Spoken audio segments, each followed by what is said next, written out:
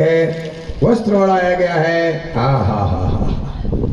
तो नंद महाराज के यहाँ आनंद हो रहा है। नंद के आनंद भयो जय कन्हैया लाल की।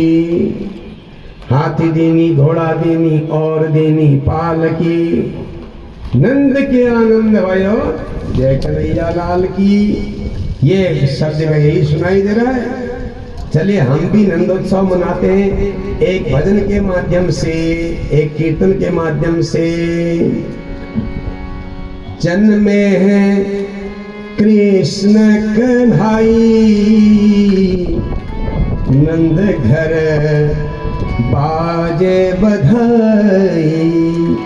जन्मे हैं कृष्ण कन्हाई, नंद घर बाजे बधाई। नंद घर बाजे बधाई, नंद घर बाजे बधाई। कर श्रृंगार महलों से निकसी, कर श्रृंगार महलों से निकली। गोपियां जावे धाई धाई, नंद घर बाजे बधाई। गोपियां जाए धाई धाई, नंद घर बाजे बधाई।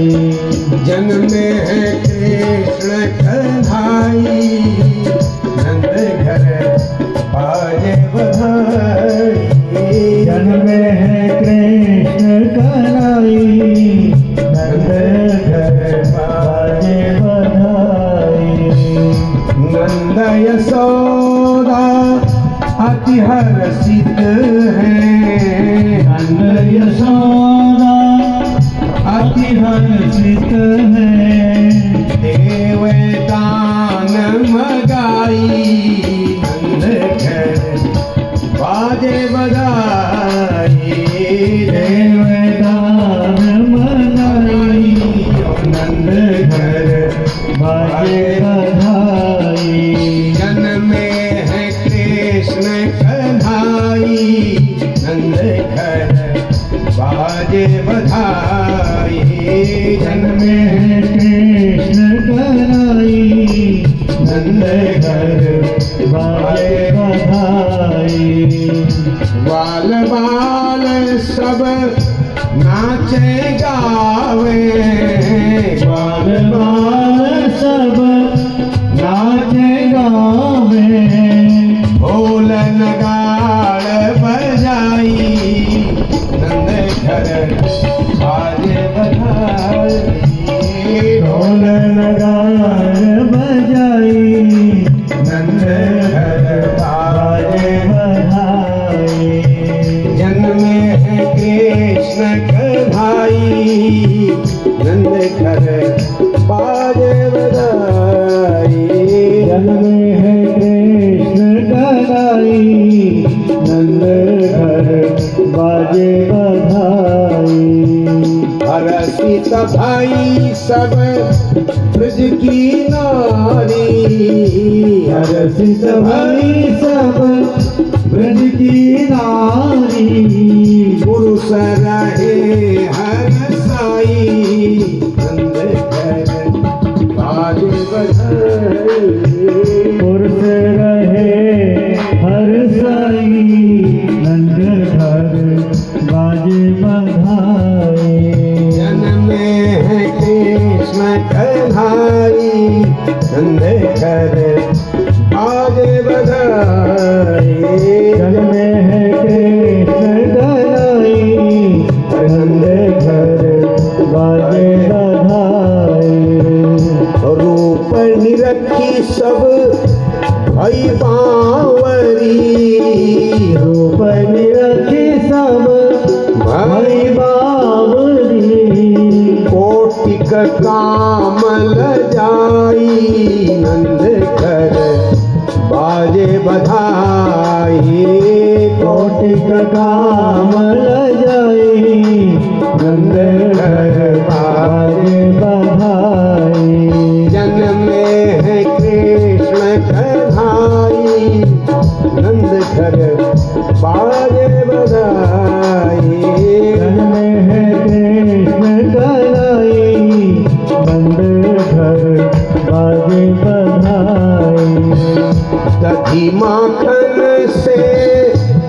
क्रीड़ा करते, दधि माखन से क्रीड़ा करते, गावे गोप सजाई नंद घर बाजे बधाई, गावे गोप सजाई नंद घर बाजे बधाई।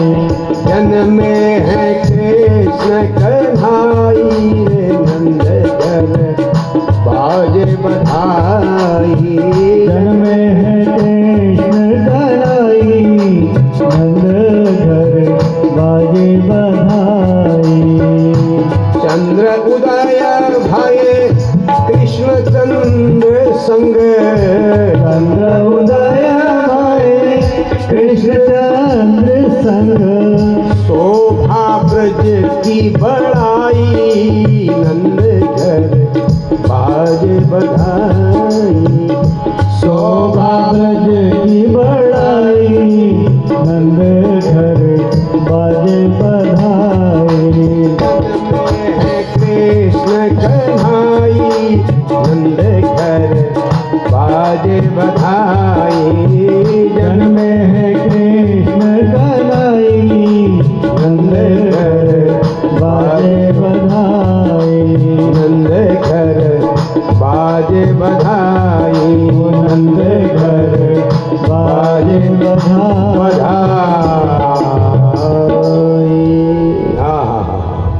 बड़ा उत्सव हुआ है, सब जगह खुशी मनाई, खुशियां मनाई जा रही है।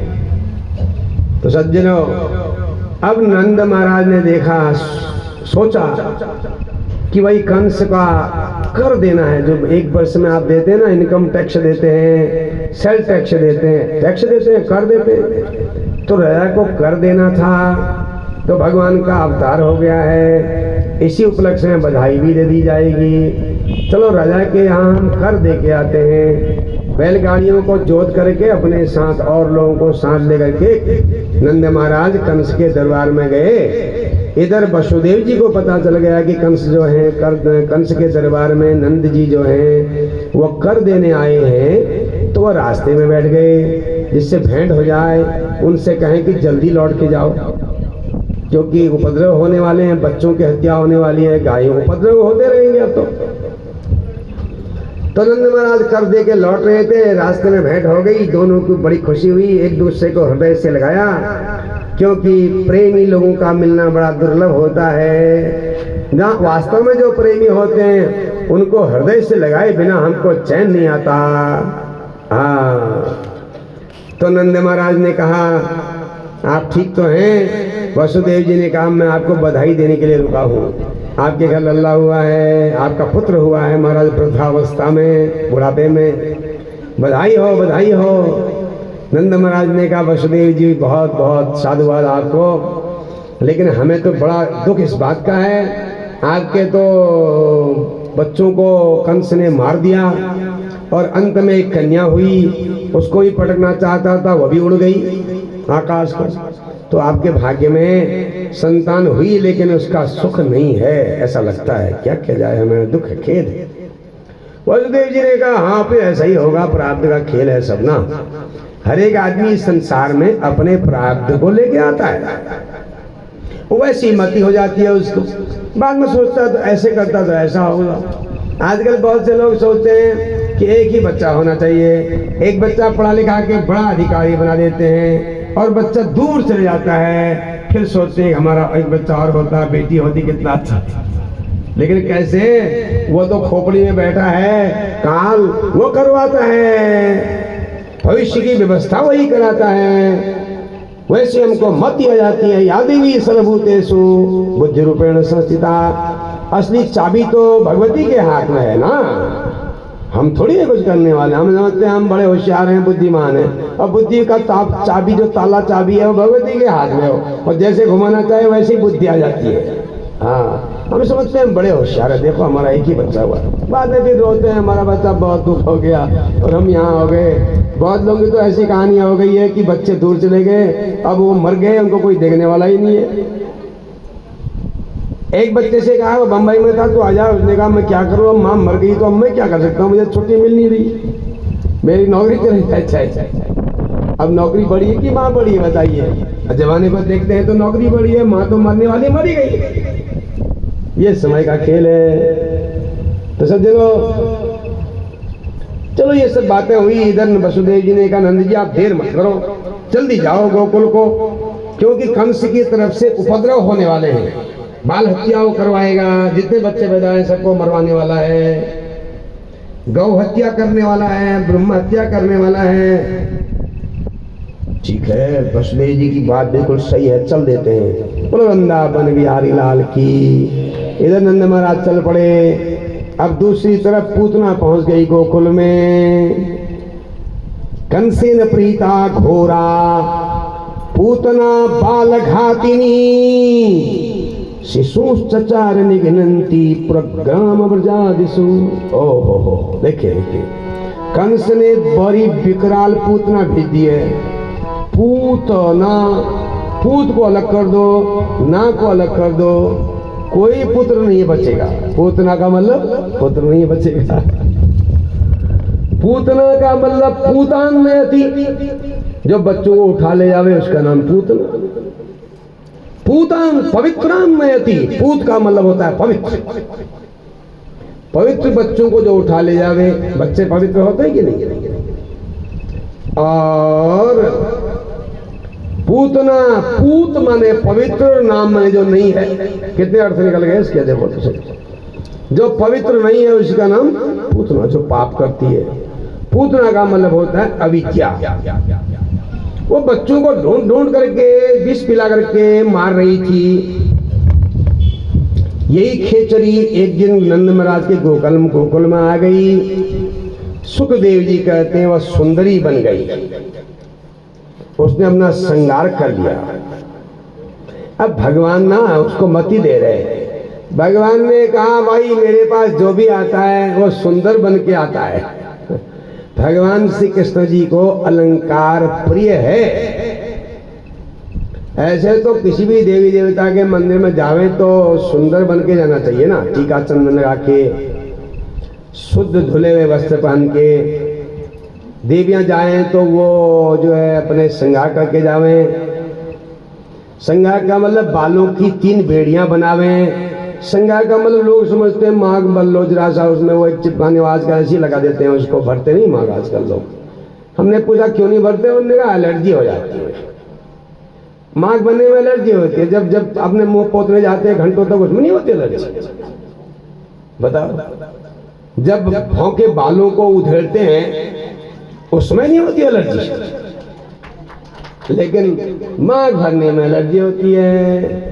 कलिकाल में आदमियों से ज्यादा कमियां स्त्रियों में आने लग गई है। जब स्त्रियों में कमी आएगी तभी तो कलिकाल आएगा। तो उसने अपना श्रृंगार कर लिया। मंदिर में जाते हो तो बालों को फैला के मत जाओ। बहुत से लोग मंदिर जाए भूतनी जल्दी बन गई, वो नकल करके आते हैं उनकी हीरोइनों की जिनका कोई धर्म नहीं है, बम्बई वालों की। मैं बम्बई गया तो बम्बई मैंने समझा यहाँ सब ऐसे ही घूमते होंगे बालों को फैला करके, एक भी नहीं मिले हमको। तो वहाँ की जो महिलाएं वो भी तो पीछे से लांग डालती है साड़ी में, जैसे धोती हम पहनते हैं ना, जैसे आदमी पहनते हैं ऐसे साड़ी पीछे से लगाते हैं वो तो वहाँ का नियम है। और सब साड़ी पहने हुए मैंने देखा। मैंने एक महिला से पूछा कि यहाँ तो सब जो है ये हीरो हीरोइन होते हैं। उन्होंने कहा नहीं वो अलग इलाका है, वो दूसरा इलाका है, जुहू वाला यहाँ नहीं होती। यहाँ तो हमारा महाराष्ट्र है, हम जो है अपनी मर्यादा में रहते हैं। महाराष्ट्र के लोग बड़े मर्यादा में रहते हैं। अब आप कहेंगे फिर हल्द्वानी में गड़बड़ क्यों होता है, क्योंकि नैनीताल जो हो गया ना नजदीक में, नैनीताल फैशन वाला जगह बन गया है। यहाँ फैशन वाले लोग आते हैं पश्चिम के, वो हमको बिगाड़ के चले जाते हैं। हम भी पागल उनके जैसे करने लग जाते हैं ना। हमारी तरफ से कोई आपत्ति नहीं है, कोई अभी लड़ने ना जावे, कोई महिला पंडित जी है वैसे कैसे कर सकते हो। नहीं, आप बालों को पूरे ही फैला लो दिन भर, हमको कोई आपत्ति नहीं है। आपके बाल, आपका शरीर, लेकिन ये हम तो जिनके बाल फैले होते हैं उसको भी देवी ही मानते हैं, लेकिन उसको हम कालिका देवी मानते हैं। एक होती है लक्ष्मी, एक होती है कालिका। तो कालिका देवी कोई महादेवी, वो तो महाकाली महालक्ष्मी तीन रूप है ना भगवत जी के। जब जब स्त्रियों में एक महाकाली का प्रभाव हो जाता है तो फिर वो ऐसे करती हैं। जब उनमें महालक्ष्मी का प्रभाव हो जाता है तो बड़ा सुंदर श्रृंगार करती हैं। और महासरस्वती का प्रभाव हो जाता है तो पढ़ती हैं पढ़ाती हैं। ये देखिए तीनों देवियां हैं संसार में, इसमें किसी का कुछ नहीं है। तो प्रसंग बस बात आ गई। तो भगवान को श्रृंगार प्रिय है, अलंकार प्रिय कृष्ण। कृष्ण भगवान को क्या प्रिय है? अलंकार। उनके दरबार में सज धज के जाओ, अपने पूरे जेवर पहनो तो भगवान खुश होते हैं। जेवर घर बंद पड़ा हुआ है, उसको पहनने में आलस्य है तो भगवान राज होते हैं कि देखो अपने यहाँ ऐसे बन के आ रहे हैं। हर एक की अपनी अपना स्वभाव होता है ना। शंकर भगवान को पानी प्रिय है, हा? नमस्कार प्रियो भानु। सूर्य भगवान को नमस्कार अच्छा लगता है। जब जब याद आवे हाथ जोड़ के नमस्कार करो, देर तक ऐसे पकड़े रखो हाथों को। ऐसे नहीं कि बस ऐसे कर दिया एक बार उतार दिया, शर्म कोई देख रहा होगा मेरे। अभी तो नए एक फैशन चल गया, क्या कहें, बड़ी समस्या हो गई है। पंडित जी सिरे लाया, फिर ऐसे पता नहीं क्या करते। ये हमने देखा क्रिश्चियनों को करते हुए, वही है करने लग गए ऐसे ऐसे ऐसे ऐसे। क्या करें पंडित जी? क्या कहें? हम भी कहते हैं हाँ, हम भी सिरला देते हैं, ठीक है। तो आप क्या कहें? तो नमस्कार करने के बड़े फायदे। नमस्कार अपने लिए होता है। अगर आपको पांव छूने का अवसर नहीं मिलता तो दोनों हाथ जोड़िए।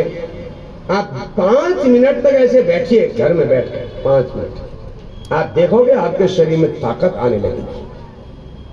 ये कमल मुद्रा है, इसको कहते हैं कमल मुद्रा। कमल की तरह बन रहा है ना, बंद कमल, फिर ऐसे खिलेगा फिर ऐसे खिलेगा। ये मुद्रा अलग अलग प्रकार की होती है ना। तो बंद कमल है, हाथ जोड़ के अगर आप हाथ जोड़ते हैं तो बड़ा स्वास्थ्य का लाभ भी होता है। बड़े फायदे हैं इसके जो हमारे सनातन धर्म में। इनका वैसे तो आध्यात्मिक महत्व है, लेकिन भौतिक दृष्टिकोण से भी लोग आजकल अर्थ निकालने लग गए हैं। तो कहते हैं इसका भी कोई साइंटिफिक मीनिंग होती है, वैज्ञानिक अर्थ होता है। ठीक है, वैज्ञानिक अर्थ भी है। तो इससे आपके शरीर में अनुकूल ऊर्जा बढ़ती है, आशीर्वाद मिलता है, ये कहते हैं। तो पूतना ने अपने शरीर को सजा लिया। यहाँ सुखदेव जी उसका बड़ा ही वर्णन कर रहे हैं कि उसने अपने बालों को बांध लिया, फैलाया नहीं, बालों को बांध लिया अच्छी तरह से, और बालों में फूल लगा दिए। उसका शरीर, उसने अपना शरीर ऐसा बनाया जो बहुत ही सुंदर हो। उसकी कमर बनावटी बन गई ना, वो जो थी वो नहीं बन गई, वो नहीं बन गई, वो कामचारिणी थी। कामचारिणी का मतलब इच्छा के अनुसार जो विचरण करे, इच्छा के अनुसार काम रूप अपने हिसाब से रूप बदल दे। उसने बड़ी सुंदरी का रूप बना लिया, अप्सरा का। पतली कमर थी और सुंदर भौं बन गए, सुंदर चेहरा, नाक नक्शा बहुत बढ़िया बना लिया, बालों का जूड़ा भी बड़ा बना लिया, बड़ा बाल बना दिए, उसमें फूल सजा लिए, सुंदर साड़ी पहन ली। साड़ी पहनने के बड़े फायदे होते हैं। आप बुरा मत मानना, बहुत सी देवियां यहाँ पैजामा पहन के आई हैं। मैं आपसे नहीं कह रहा, आप तो अपना काम अपने हिसाब से करना, मैं अपनी ड्यूटी कर रहा हूँ जो मुझे कहना है। साड़ी पहनने से देवत्व आता है हमारे अंदर, देवता के अंश आ जाता है। कैसे आता है? जब साड़ी में क्या फर्क पड़ रहा है? एक दिन हम भागवत कर रहे थे, कथा पूरी हुई, यज्ञ होने वाला था। तो पुरानी बात हो गई, 30 वर्ष पुरानी। वो बहुत बड़े आदमी थे, अच्छे प्रोफेसर थे। उन्होंने कहा गुरुजी मैं ये मेरी ड्रेस ठीक है? हाँ, आप सफेद कपड़े अच्छे हैं, तो मैं हवन में बैठ सकता हूँ? नहीं, आप धोती बांध के आइए पहले। उन्होंने कहा नहीं, मैंने पैजामा धो रखा है।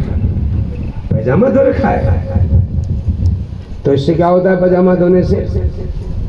धोने का मतलब क्या, आप क्या कहना चाह रहे हैं? धोती पहन के होती है हवन तो मुझे तो धो रखा है। तुम कल को जीन्स बन करके धो रखा है कहोगे कुछ दिनों में? क्यों? कुछ दिन में जूते पहन करके धो रखे हैं कहोगे? हर चीज की अपनी मर्यादा होती है। धौत वस्त्र बहुत उत्तम होता है, वो कटा छटा नहीं होता। इसलिए अधो वस्त्र कम से कम पहनना चाहिए, धौत वस्त्र कमर से नीचे जो पहनते हैं आप, उसको धोती ही पहननी चाहिए देवताओं की पूजा में। बाकी आपका पैंट या पैजामा कटा छटा है, पैजामा मुसलमानों ने चलाया था, पैंट अंग्रेजों ने चलाई थी। हमारा वस्त्र तो धोती है, हमारा ट्रेडिशनल ड्रेस जो है वह धोती है नहीं, हमारी जो परंपरागत वस्त्र है वह धोती है। महिलाओं की साड़ी है। अब महिलाओं के लिए, देवियों के लिए भी तो बड़ी आफत है। पार्टी में जाओ तो साड़ी, कहीं घूमने जाओ तो अलग कपड़े, आप जानते हैं नई नई चीज चली, कोई कुर्ता कहता है, कोई कुर्ती कहता है, नए नए चल गए। वो भी चाहिए, वो भी साड़ियों का भी ढेर चाहिए, वो कुर्ता कुर्ती भी चाहिए, पैजामा चाहिए। कितनी समस्या होगी बताइए। अगर कहीं फैशनेबल जगह में जाना है तो वहां के लिए आजकल तो महिलाएं वो जीन्स ही पहन रही है। मेरे को एक प्रोफेसर महिला ने कहा, पंडित जी मैं विदेश जा रही हूँ, आप तो जाते रहते हो तो वहां मुझे जीन्स पहननी पड़ेगी। किसने कहा? बोली मैं नहीं पहनना चाहती। मेरी सहेली, कौन सहेली? हो प्रोफेसर। दूसरी प्रोफेसर कह रही है जीन्स खरीद ले। दिमाग खराब हो गया तुम्हारा, तुम्हारे कपड़ों को कौन देखने वाला है? वहां किसी को समय थोड़ी है, वो सब पगले हो रहे हैं सब। तो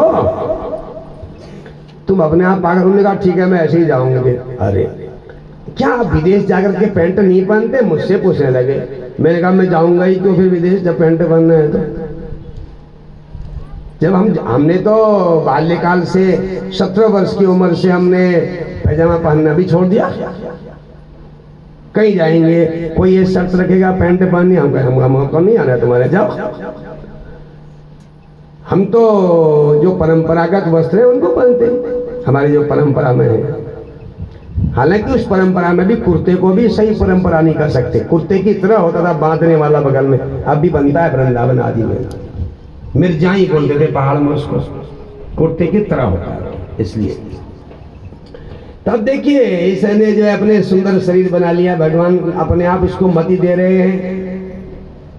तो बलकुस्मिता पांग विसर्ग वीक्षितैर मनोहरंतीं वनितां ब्रजोकसां।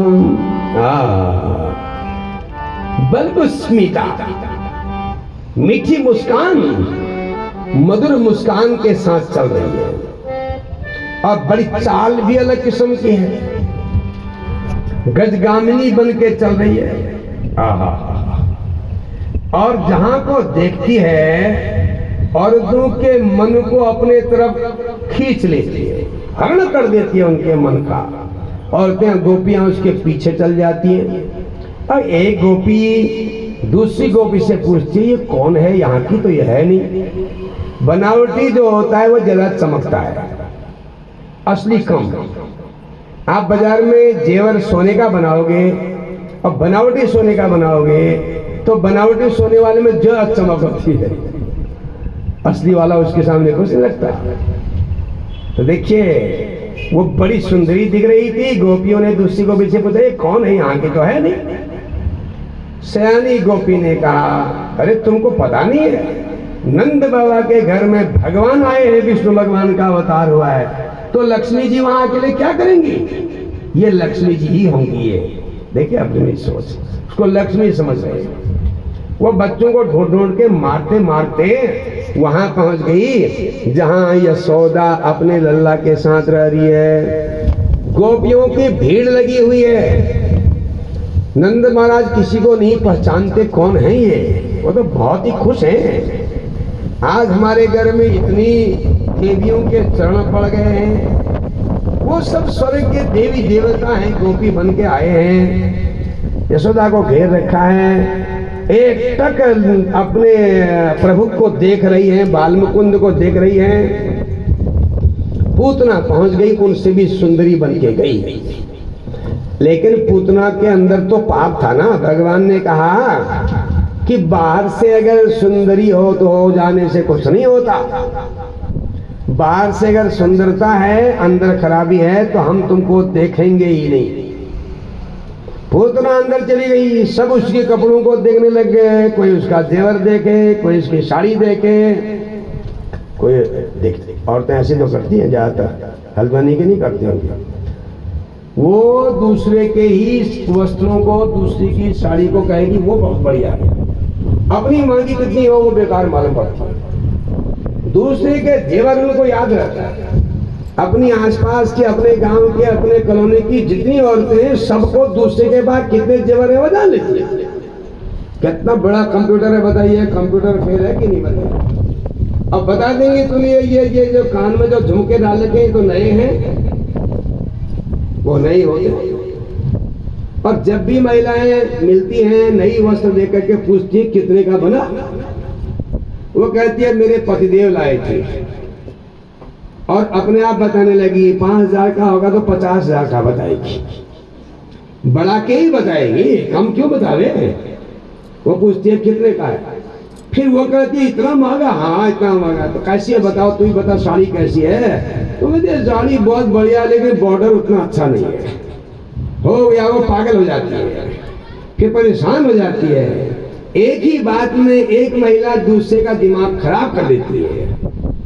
फिर घर आके अपने पति से पूछती है इसका बॉर्डर ठीक है नहीं है। तो वो बेचारा अभी क्या कहे, उसके लिए तो वो तो काला अक्षर भैंस बराबर है, वो क्या जाने उन बातों को।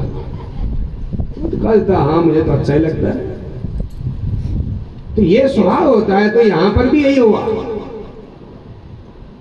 सब पूतना की सुंदरता देखने लगे और पूतना की नजर भगवान में। अब भगवान ने आंखें बंद कर रखी। विद्वान लोग कहते हैं क्यों बंद कर रखी है। भगवान ने कहा मन में तेरे पाप है, मुझे मारने आई है। तस्मिन स्तनम दुर्जर वीर्य मूलवणम, उसने अपने स्तनों में विष लगाया है और बच्चों को, अपने बच्चों को दूध पिलाती है और वो विष उनके अंदर चले जाता है, बच्चे उससे मर जाते हैं। यही काम करती है वो। वही योजना यहां भी थी। तो भगवान तो समझ गए कि भाई तेरे मन में पाप है, बाहर की सुंदरता मुझे अच्छी नहीं लगती, बाहर की सजावट के साथ साथ अंदर भी अच्छा भाव होना चाहिए। तुझे तो अपना जो बनावटी रूप है इसमें घमंड हुआ है। जिसको रूप का घमंड होता है भगवान उसको पसंद नहीं करते। रूप का घमंड, धन का घमंड, यश का घमंड, भगवान को घमंड बिल्कुल अच्छा नहीं लगता। भगवान को सरलता अच्छी लगती है। मोहि कपट छल छिद्र न भावा, निर्मल मन जन सो मोहि पावा। जिसका मन निर्मल है वही भगवान करे मुझे प्राप्त करेगा। तो सबके देखते देखते पूतना ने भगवान बाल मुकुंद को अपने घोर गोद में, खतरनाक गोद में उठा लिया और उनके मुंह में अपना दूध पिलाने लगी। अभी तक भगवान ढीले ढाले सोए हुए लग रहे थे, अब तो इतनी तेज हो गए और उसके छाती को पकड़ करके जोर जोर से दूध पीने लगे। थोड़ा भी समय नहीं हुआ था, पूतना के प्राण ऊपर उठने लग गए। पूतना को कंपन हो गया, ब्लड प्रेशर उसका लो हो गया और शुगर लो लेवल तो बहुत ही घट गया। देखिए जवानी का मुझे पता नहीं था इस बारे में। हम एक जगह भाषण कर रहे थे, 2 घंटे का था कार्यक्रम। बहुत सी महिलाएं बैठी थी, पुरुष भी थे, विदेश की बात। एक महिला जो मेरे सामने बैठती थी, बुजुर्ग महिला, अचानक वो बैठी और गिर गई। ये क्या हो गया, सब हकबका गए। बड़ी खुश मिजाज महिला, बड़े अच्छे स्वभाव की, बड़ी दिलेर, अच्छा व्यक्तित्व। इतने में दूसरी बूढ़ी महिला लगाई दौड़, हमने कमरे में गई वो, और वहां से वो मीठी चीज लेके आई, उसके मुंह में जबरदस्ती डालने में लगी है। अरे ये क्या कर रही है, ये तो बेहोश हो गई, क्या कर रही है। बोले देखो देखे तो पंडित जी। जब जोर से उसके दांतों से अंदर गया वो मीठा, उसके जीभ में लगा तो धीरे धीरे वो होश में आ गई। शुगर घट गया ना बहुत। तो पूतना का भी ऐसा ही हो गया। लल्ले यशोदा, आपने लल्ला को सवाल, इसका पेट भर गया है। यशोदा ने कहा पेट भर गया, क्या भर गया, क्या कर रही है ये। अरे तेरे लल्ला ने मेरा दूध पी लिया, इसका पेट भर गया। यशोदा के सन आवे नहीं, यशोदा खींचे लेकिन भगवान दिखाई नहीं, माया से हाथ ही ना आवे। ऐसे चिपट गए जैसे ततैया चिपट जाता है। सामुंच मुंचालमिति प्रभाषणी, छोड़ बालक छोड़, अब छोड़, तेरा पेट भर चुका है, छोड़। भगवान ने कहा जब मेरा पेट भर जाएगा तो मैं छोड़ ही दूंगा, लेकिन मेरा पेट है बहुत बड़ा, अब तू दूध पिलाने मां बन के आई है तो मैं तो पेट भर ही पीऊंगा ना, तो जब मेरा पेट भरेगा तभी छोड़ूंगा। भगवान ऐसे कह रहे हैं। तू बच्चों को मारती है ना, तो तू मुझे मारने आई थी, अब मैं तेरा दूध पीऊंगा। भगवान उसका इतना दूध पी दिया कि वो धीरे धीरे धीरे उसका आंखें ऊपर को मुड़ने लगी, उसका श्वास जो है एक तरफ चलने लगा, मरने के लक्षण हो गए, और वो खड़ी हुई, फिर बैठी, खड़ी हुई, धड़ाम से सीढ़ियों में गिर गई दरवाजे के। अब बाहर जब गिरी ना, दो बड़े बड़े पेड़ थे दो तरफ, उसकी अंगुलियों से जैसे ही छुआ पेड़ों में, अब पेड़ दर दर करके गिर गए। अब पूतना असली प्रकट हो गई, अभी तक नकली थी, सुंदर बनी थी। अब जब लोगों ने देखा ये क्या हुआ, यशोदा ने देखा ये क्या हो गया, गोपियां देखते रह गई।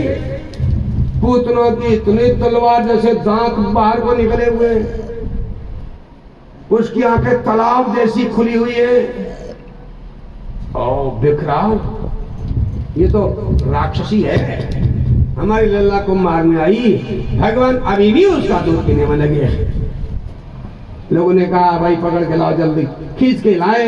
उसी से ब्राह्मणों को बुलाया और कहा महाराज मेरा बच्चा बहुत बड़े कष्ट से बच गया है, अब आप जो है गौदान करना चाहती हूँ, मैं स्वर्ण दान करूंगी। ब्राह्मणों को गोदान किया गया, सोने का दान किया गया, आशीर्वाद दिया गया, अभिषेक किया गया, गाय के पूंछ से अभिषेक किया गया, गाय के पांव के नीचे जो मिट्टी होती है गौरज, उसको भगवान को लगाया गया, गाय के कानों के बीच से भगवान को दूसरी तरफ निकाला गया। इस प्रकार से ब्राह्मणों के कथनानुसार सब बाल रक्षा की गई, और यशोदा माता भी अपने बच्चे की रक्षा पाने लगी। तब तक नंद महाराज आ गए। यशोदा ने कहा ये रास्ता बंद है, उधर से आओ। उधर से आए तो देखा ये हो रहा, देखो कहा वसुदेव जी ने कह दिया था ये कंस का उपद्रव है, भाई इसको देख के तो लोग डर जाएंगे, इसलिए इसका दाह संस्कार कर दो। उसको ले गए शमशान घाट में और चिता लगाई गई, तो उसके शरीर से गुग्गुल की सुगंध आने लगी। गुग्गुल धूप होता है ना, अगरू की सुगंध। तो परीक्षित ने कहा गुरुदेव महापापिन पूतना बाल हत्यारिन, वो उसके शरीर से सुगंध, वे तो जो जिनको भी जलाया जाता है उनके शरीर से तो दुर्गंध आती है, वो सुगंध कैसे आ गई। देखो राजन, पूतना मां बन के आई थी ना, भगवान ने उसका स्तनपान किया था, तो भगवान ने सोचा मैंने इसको थोड़ी देर मां तो बना ही लिया, तो इसलिए मां की तरह इसकी सदगति कर देनी चाहिए। और भगवान के स्पर्श करने से पूतना के सारे पाप नष्ट हो गए, और उसके शरीर से इसीलिए सुगंध आ रही है। वृंदावन बिहारी लाल की। परीक्षित ने कहा भगवान जो जो अवतार में, अपने अवतार में जो जो लीला दिखाते हैं प्रभु, वो भी मैं सुनना चाहता हूँ। सुखदेव जी ने कहा एक बार की बात है, भगवान का जन्म नक्षत्र आया। जन्म के 27वें दिन जन्म नक्षत्र में भी पहले उत्सव मनाते थे, अब आजकल ये बंद हो गया। अब कुछ दिन में जन्मदिन भी बंद हो रहा है। अभी हम कथा कर रहे हैं, लोगों ने कहा नहीं हम दोनों कर रहे हैं। अब दोनों कौन कौन, एक तो बर्थडे कर रहे हैं और एक जन्म तिथि कर रहे हैं। अब बर्थडे का क्या मतलब, तुम ईसाई हो जो बर्थडे करते हो। लोगों ने नहीं मानना है, हमको पता है, लेकिन हमने भी नहीं मानना है। हम तो हर जगह इस बात को सुनाते हैं। कुछ लोगों ने मुझसे कहा पंडित हटाओ, कौन खाए को हटाओ, ये तो जरूरी है तब तो पता चले, नहीं तो आने वाले बच्चों को तो पता ही नहीं होगा जन्मदिन में होता है। तो देखिए जन्म नक्षत्र आया, 27वें दिन पहले देवताओं का पूजन होता था, उत्सव होता था। तो सज्जनों, यशोदा माता ने सारी तैयारी की और बहुत सारी औरतें गोपियां आई हुई हैं। कीर्तन चल रहा है, घर में भजन हो रहा है। और भगवान का अभिषेक हो चुका है। स्नान करा करके भगवान को अब निद्रा आ गई है, भगवान को सुला दिया गया है। पालने में बाहर एक जो है ना बैलगाड़ी है, बैलगाड़ी के नीचे पालना लटका दिया, भगवान जो है उस पालने में वहां सो रहे।